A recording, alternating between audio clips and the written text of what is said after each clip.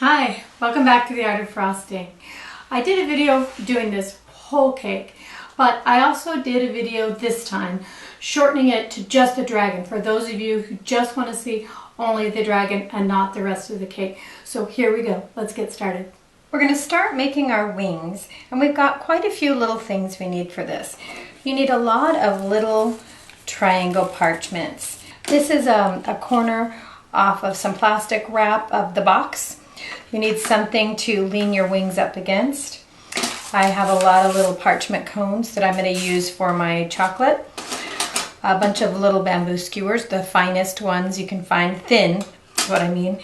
An offset spatula really is helpful.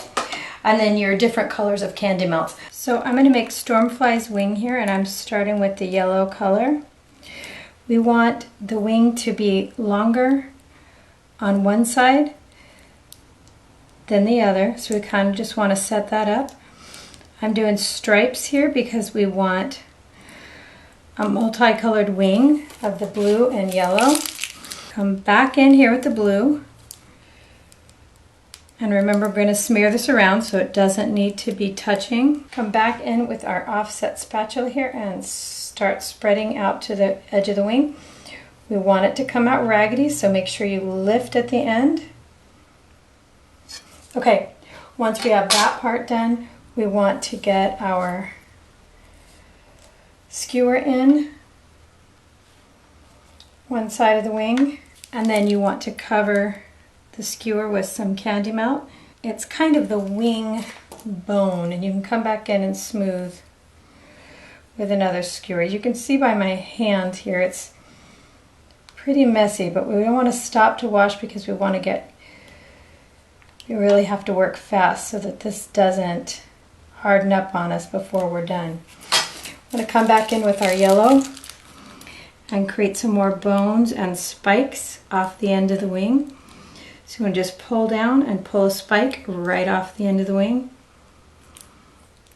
Now if your lines aren't straight, don't worry about that. With these wings are really meant to be very craggy and spiky. And before that gets too warm, we want to get it around onto our support there so that our wing has a nice curvature. Next we need to work on Stormfly's accessories. So we need claws and spikes. Next we want to make some that are just a little bit longer.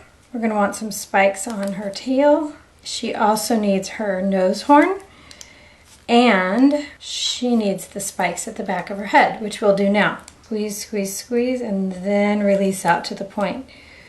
Squeeze, squeeze, squeeze, and then release out to the point. These need to go from smaller to larger on each side of her head. Next, we want to make a variety of nose horns that can be used for right there on her nose. I'm sure that nose horn is absolutely not the technical term for that. But if you happen to know what it is, write in and tell us. We're talking about her horn that will go right on her nose. Kind of like a rhinoceros horn. So I want it to be a little bit two-toned. And I'm making several shapes and sizes here, so we have some options. Our next bit of preparation is to make Stormfly's face, her muzzle here. So what we want to do is take a large marshmallow and cut it into a V shape in the front.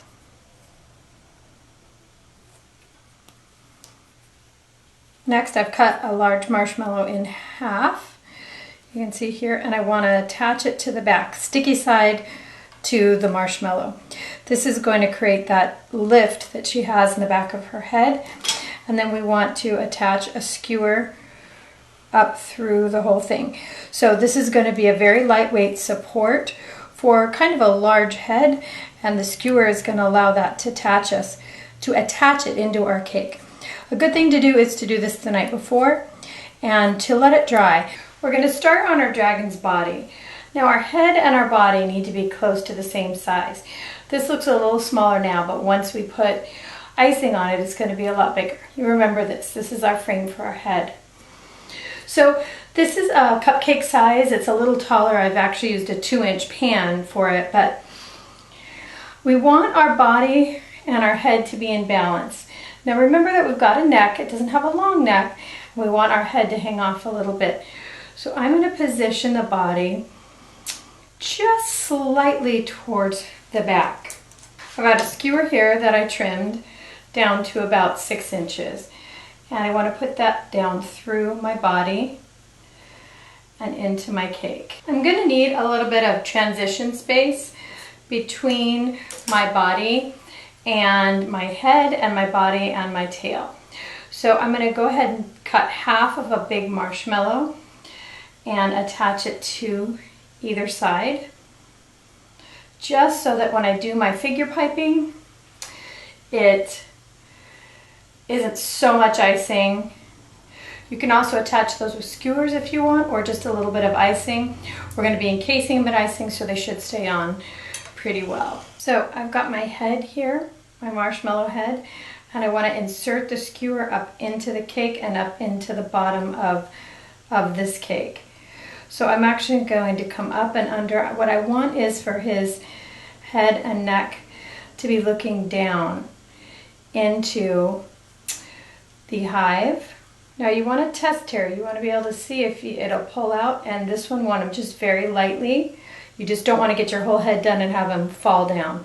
I want to show you quickly our color palette here. We've got a bright yellow, white, a more navy blue, royal blue, teal, and our bright sky blue. Got my bag filled with my bright sky blue and striped with just a bit of teal. And I'm going to start with just a coupler, and you can say I'm just using a coupler. And I'm going to do just his skinny neck up to his shoulders here. Just see that, just a little bit. Next, I want to pipe in the first part of his body. Come around, and basically I'm just going to cover his body with my coupler until he's, or she, is all blue. We'll come back in with our handy dandy piece of sandwich bag that we're going to smooth with. I'm going to blend the neck into the shoulders and start defining the shoulders just a little more here, and start pulling off and streamlining my dragon. Now as I pull it down, my colors will blend, and I'm also wiping off the excess onto a bowl that I have here right beside me. Now your dragon does not need to be super smooth because it's a dragon, and they're actually really quite rough looking in the movie. So don't worry about getting them perfectly smooth. What you do want to worry about is getting your shape. On this side here, he's got more of a shoulder because he's kind of got his head straining to the side. And I want to get in there and define my shoulder. So we want to come in now and do his haunches and his legs. They're kind of towards the back. He's kind of chicken-legged. So you want to come in and just start creating a circle here.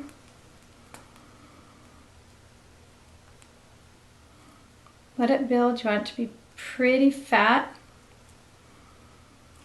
Okay? If you want it bigger or taller, just come in and pipe up here. We are going to come back and smooth. Next, I've got a bag filled with the more royal blue color, and I'm going to create an elbow here underneath, and then let his big feet spread out here.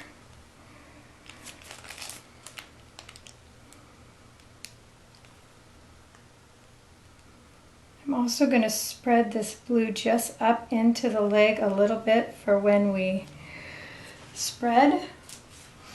Now I want his toes to really come down, and I don't have them as far down as I want because I want them to look like they're really digging in here, and he or she will have claws as well.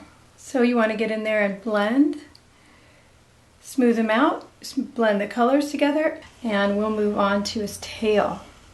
Starting now with just a paper bag filled with yellow, bright yellow, and a coupler in the end. And We want most of his backside to be yellow. And we're going to blend a little bit, but what we're going to do here is we're going to go yellow, blue, yellow, blue. We want to just continue around with lighter and lighter pressure control, getting smaller and smaller until we come all the way around. And I want his tail to be really exceptionally long, so we're going to come all the way around to here. We're also going to put some spikes on his tail, so again we don't have to worry about the tail being rough or smooth. That's not an issue here. While we're here, we want to take the edge of our baggie here and blend our tail in and up the back, so it blends a little bit in with his back and in with the blue. Next, we're on to our dragon's head, which is probably the scariest part, but it's really not too hard. We're starting with a number 12 figure piping tip. We want to come around and give him kind of a nice fat jowl. Bottom part of this dragon's chops here stick out farther than his top part, so we have to make sure that we put enough icing on that part sticks out. Want to come in with a nice clean one of your baggies here and start to shape. Now you don't need anything on the bottom underneath because it's already white. Just come in and smooth. This really shouldn't take more than just a handful of wipes across the jowl here. Next, we've got our number 12 figure piping tip back in our bag here of the bright blue and teal green. And we just want to come along and get his upper lip here and make a point. Come around this side, do the same. And you want it to come to a point there. So now just fill in. This part of his head's actually fairly flat until we get to the nose part, so we're just going to fill that in lightly with a ridge there. You want to come back in and again smooth lightly here. Now be careful, you don't want to be putting a lot of down pressure on your head because remember it is suspended out into space here. I'm going to turn this slightly, hopefully you can see. I want to come from the front to the back to get my point there and do the same on the other side. And there we go. Now this part doesn't need to be too smooth. Remember, he's a dragon and there's a lot of cragginess there. You want to be real careful if you're going to come in and smooth that out, but you can if you want to. And I think I'm going to let that be a little bit of character. Before we continue on with the face, I want to continue with my number 12 here and just fill in lightly, very lightly, up the back here. And again, we'll smooth. I switched out now to a number 104 rose tip. And I'm going to create the wing that he sort of has, or she sort of has on the back of her head with a ruffle motion. Now I've got the first layer down and I'm going to come in and actually go on top of that. And then we'll come back in and actually smooth that back just a little bit, leaving the top edge kind of spiky and craggy looking. And now all we have left is his nose comb. So we already started here, we've got a little point. We want to come back up into here and build that area for his horn to sit on and blend it back up in. Just come in really lightly with our bag here.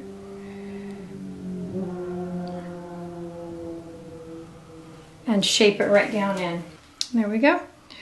blend it back up into here, and we're done. We really don't need to smooth it out. And we've basically got his head done. We need to add on some nostrils and some eyes, and I'm just giving a little definition here with my bag just because I can. I'm going to come in now with a skewer and make the holes for his nose. So just right here next to the nose cone, we want to make a teardrop coming right down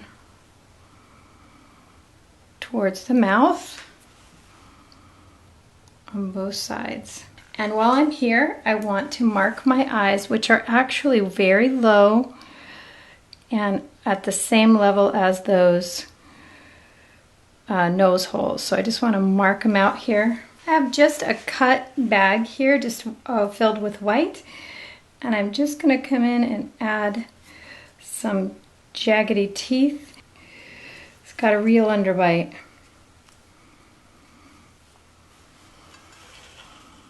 That's about right. I'm going to come back in now with my white and just add the eyeball.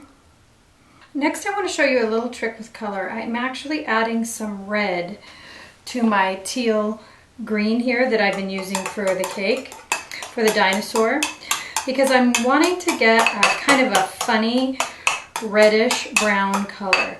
Now, if you add contrasting color, which red is to green, you will end up with brown or a grayed color, which is kind of what I'm looking for. I'm wanting a putty kind of a color. I'm going to stripe the tiniest bit of red up my bag, and then I'm going to fill with this brownish, reddish green color. I've just cut a little tiny tip out of the end of my bag, and around his nose, I'm actually just going to pipe a series of little dots, starting with larger, going to smaller, and I'm getting a cool effect here of not exactly green, not exactly red. Now I want to start on the eye. I'm going to do the same around the bottom, a series of dots around the bottom of the eye, coming to a point. Now before I put the top on, I'm going to dip my skewer in just a tiny bit of black, and I'm just going to paint an eye slit on. So I painted on just an eye slit, just the tip of my skewer and a little bit of black coloring. Next, I want to bring in my first line. It's going to be a heavy line over most of the eye and down, and one more over that. After all, dragons are, I don't know, most likely reptiles. So we want to give them a reptile eye. I'll show you that one more time here. And then the heavier overlid. Just like that. So that's it. Our dragon is figure piped on and complete. Next, we need to come back in with some of those really cool candy melt things that we made and put on his nose horn. There we go. See how cool that is? Blends from purple to yellow. Very cool. We want to come back in with some claws. Those are awesome. We can't forget the spikes. We just start to add those right in. Remember those little grooves we made earlier? We can tuck them right down in there. I'm going to add a few spikes down the tail. Spikes could very easily be figure piped. I'm adding just the last few spikes up his back.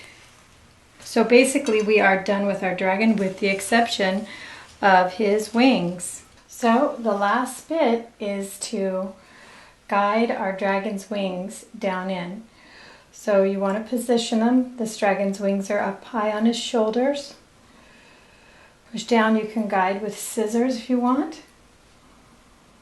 And very gently, gently, gently. How to train your dragon and dragon's ice nest. So I hope you liked this edited version. It's just the dragon part. If you want to see the rest of the cake, I'll link that video here at the end. Don't forget you can find me on Facebook at The Art of Frosting, at www.theartoffrosting.blogspot.com, where I share your work and mine. You can email me at cakedecoratinginstructor@gmail.com with those serious cake decorating questions. And if you like this video, don't forget to subscribe and please share. It really helps me a lot. Thanks again, guys. We'll see you all again soon. Bye.